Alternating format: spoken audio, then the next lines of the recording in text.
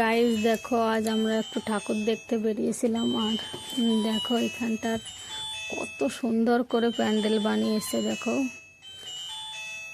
এই দিক দিয়ে নামে আর এই দিকে এই সাইড এই সিট দিয়ে ওঠে। দেখো শিব এই পাশ দিয়ে ওই যে উঠছে দেখো লোকজনে, আর এই সাইড দিয়ে নামছিল, ওই দেখো উপরের দিকে উঠছে। আর দেখো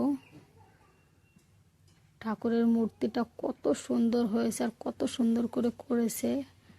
দেখো কত রকম কালারিং হচ্ছে বাবার মূর্তিটায়। দেখো বেলপাতা পড়ছে আর ওই দেখো উপরের দিকে উঠছে, আবার এই পাশ দিয়ে ঠাকুর দেখে এই পাশ দিয়ে এই যে নামছে। তার একটা ভিডিও করে তোমাদের দেখাচ্ছি, দেখতে থাকো তোমরা।